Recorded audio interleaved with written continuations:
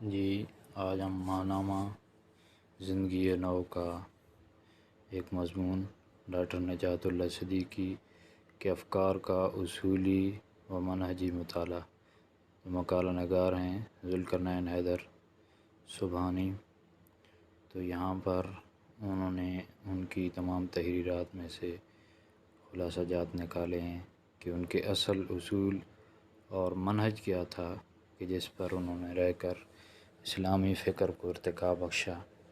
اور مزید اس میں اپنا حصہ ڈالا۔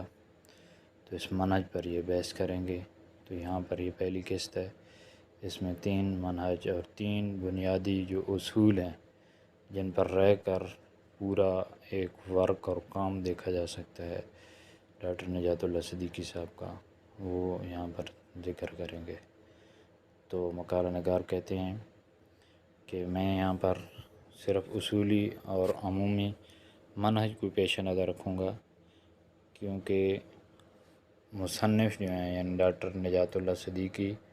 انہوں نے بھی فکر اسلامی کی کئی اہم مباحث کی گفتگو میں حصہ لیا، لیکن ان کی زیادہ تر توجہ کسی متعین موضوع پر تفصیلی گفتگو کرنے کی طرف نہیں تھی، بلکہ تحقیقی رائے پیش کرنے کے بجائے زیادہ تر فکر اسلامی کے لیے مطلوب اصولی اور عمومی منہج اور فریم ورک تشکیل دینے اور اسی طرف لوگوں کو متوجہ کرنے میں رہی۔ تو ان کا پہلا اصول ہے غیر حتمیت، اختلاف اور توازو۔ تو سیکولر جو مغربی طرز فکر ہے، اس کی یہ 3 اہم خصوصیات ہیں کہ اس میں حتمیت ہے، قطعیت ہے اور بہت زیادہ خود پسندی تھی۔ تو مغرب کا سب سے بڑا مسئلہ یہ تھا کہ وہ عقل کو بہت اہمیت دیتا تھا، یہ عقل کو بہت سب کچھ ہی سمجھتا تھا۔ تو یہ اس کا مسئلہ نہیں تھا، بلکہ اس کا اصل مسئلہ یہ تھا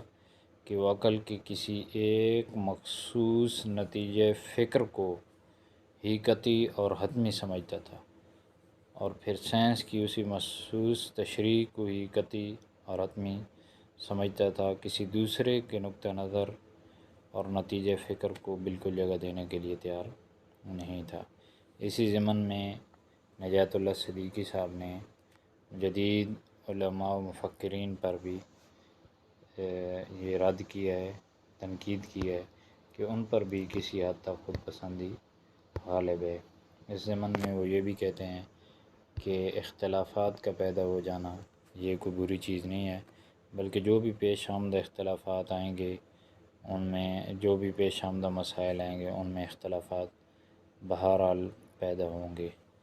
تو وہ کہتے ہیں کہ اختلافات کو گوارا کرنا چاہیے اور اس پر بحث مباحثہ ہونا چاہیے،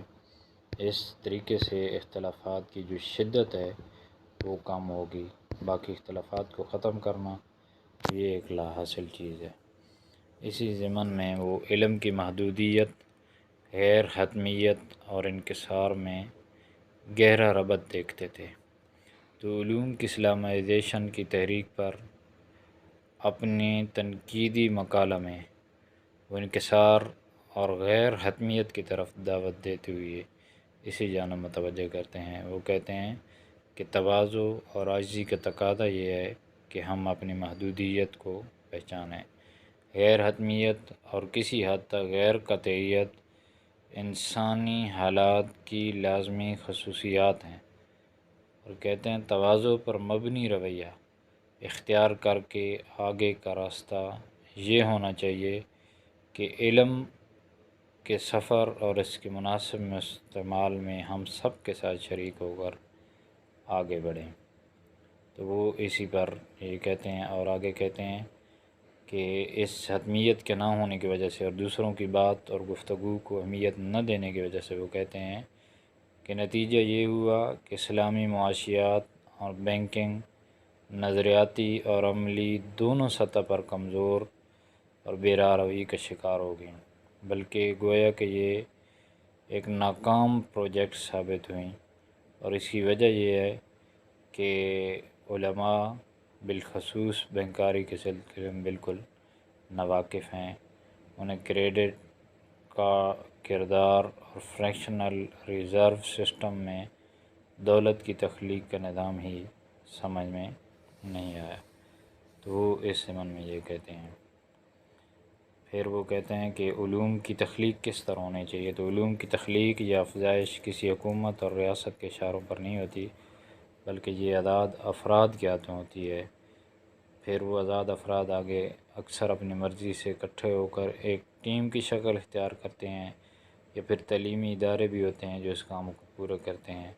لیکن جو کچھ بھی ہو، وہ کہتے ہیں بنیاد اور اصول یہ ہونا چاہیے کہ عاجزی اور انکساری کے ساتھ اور غیر حتمیت کے ساتھ آگے بڑھنا چاہیے۔ پھر وہ اس بحث کو لیتے ہیں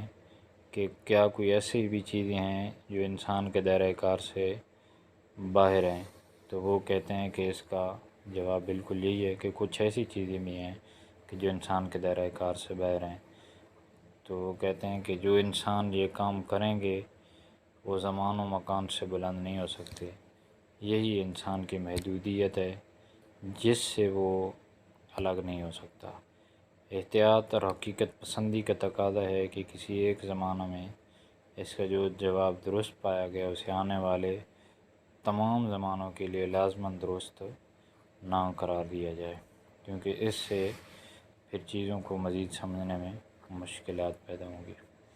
ان کا جو دوسرا اصول ہے وہ دین کی تعلیمات کی نوعیت کا صحیح فہم ہے۔ وہ اس ضمن میں کہتے ہیں کہ بہت ساری ایسی چیزیں جو کہ اصولی تھیں ان کو ہم چھوڑ کر فرعی چیزوں میں پڑ گئے ہیں، اور پھر اس ضمن میں ہم نے بہت ساری جو وہ یہاں پر دین اور کلچر کی اصطلاح بھی استعمال کرتے ہیں کہ دین سے مراد اصولی چیزیں اور کلچر سے مراد فرعی چیزیں۔ تو یہاں پر کہتے ہیں کہ مسلمانوں کی اصلاح میں اصول پر فروع اور دین پر کلچر کو ترجیح حاصل رہی، مقاصد اصلاح محدود رہے اور عام بندگان خدا کو دین کی دعوت دینے اور دنیا میں دین قائم کرنے کے سیاق میں اصول و فروع اول اور ثانوی، زیادہ اہم اور کم اہم کے درمیان تمیز کی توفیق ختم ہوئی۔ یعنی مسلمانوں میں یہ تمیز بھی نہ رہی کہ اصل اور اہم چیز کیا ہے اور فرعی اور جو بطور کلچر جو چیز ہے وہ کیا ہے۔ تو یہ فرق جب نہیں ہوئی تو پھر دین کی صحیح تمیز جو ہے وہ نہیں ہو سکی۔ یہ تو انہوں نے ایک قانون دیا، لیکن اس کے ضمن میں کہتے ہیں کہ حکومت کی تنظیم اور معاشی بندوبست جیسے مسائل میں آخری آسمانی ہدایت تفصیلی رہنمائی کے بجائے صرف کچھ اقدار جیسے مساوات وغیرہ ہیں، انصاف وغیرہ، ان کی طرف رہنمائی کرتی ہے اور باقی چیزیں انسانی عقل پر چھوڑ دیتی ہے۔ نجات صاحب کا ماننا تھا کہ دین سماجی، سیاسی اور معاشی معاملات میں صرف اور صرف اصولی اور بنیادی رہنمائی تک خود کو محدود رکھتا ہے اور پورا تفصیلی حصہ انسانی عقل و تجربے کے اوپر چھوڑ دیتا ہے۔ یعنی دین سماجی حالات میں، سیاسی اور معاشی، ان تمام معاملات میں صرف اصولی رہنمائی دیتا ہے۔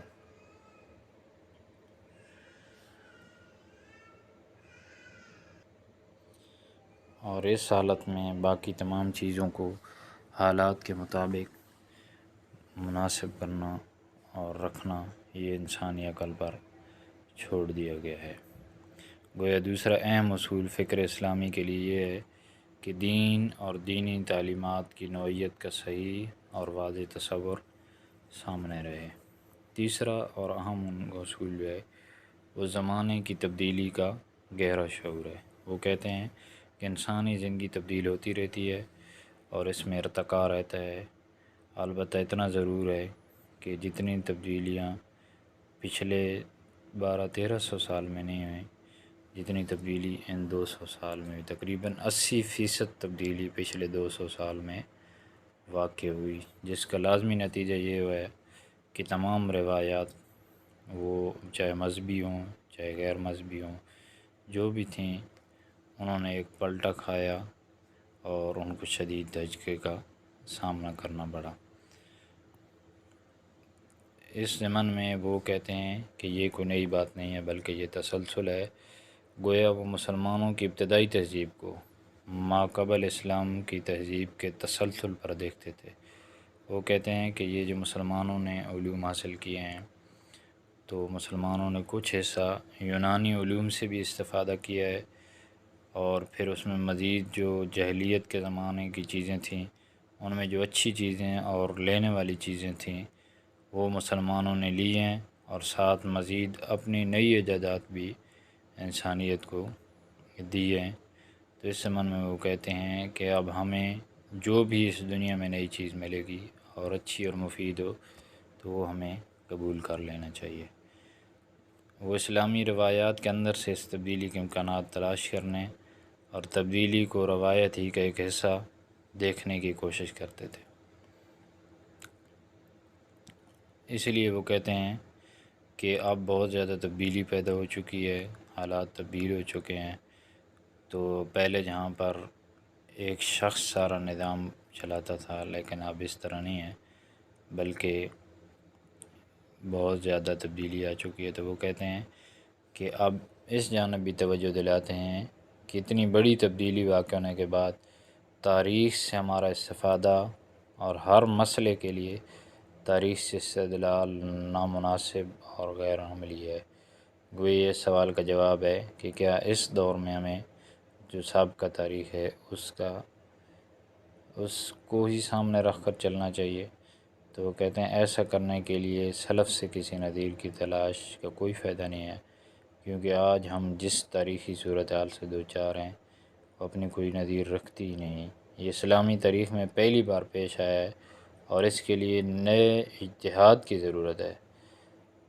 تو وہ کہتے ہیں ہمیں نئے اجتہاد کو کرنا چاہیے، اور اس میں ان کے وہی اصول ہیں جو انہوں نے پیچھے ذکر کیے ہیں کہ اختلاف کو گنجائش دی جائے، غیر حتمیت کو اصول اپنایا جائے، اور پھر دین کی تمام چیزوں کو اس بات پر پرکھا جائے کہ اصل کون سی چیز ہے اور فرع کون سی چیز ہے۔ مزید وہ کہتے ہیں کہ میری بھی اس بارے میں جو آراء تھیں کہ کبھی ایک فرد سیادت اور قیادت کا جو آراء تھیں کہ اگر ایک اچھا حکمران مل جائے تو معاشرہ درست ہو جائے گا، لیکن اب وہ کہتے ہیں کہ جمہوریت، آزادی، مساوات، علوم کی ترقی اور معلومات کا ہر ایک کے لیے کھلا ہونے جیسی تبدیلیوں نے قیادت کے اس تصور کو بہت پیچھے چھوڑ دیا، جس میں ایک فرد پوری جماعت، پوری ملت اور پورے ملک کی تقدیر کو بدلتا رہتا ہے۔ اس لیے اب وہ کہتے ہیں کہ ہمیں فرد مسلم کی سرچشمہ ہدایت سے راست وابستگی، اسی سے کسب شعور اور دور جدید کے زمینی حقائق سے ہم آہنگ اسلامی زندگی کے ایک ایسے تصور کی ضرورت ہے جس میں مقاصد کو ذرائع پر اور اصل دین کو شرائع پر فوقیت حاصل ہو۔ تو یہ ان کے 3 اصول ہیں۔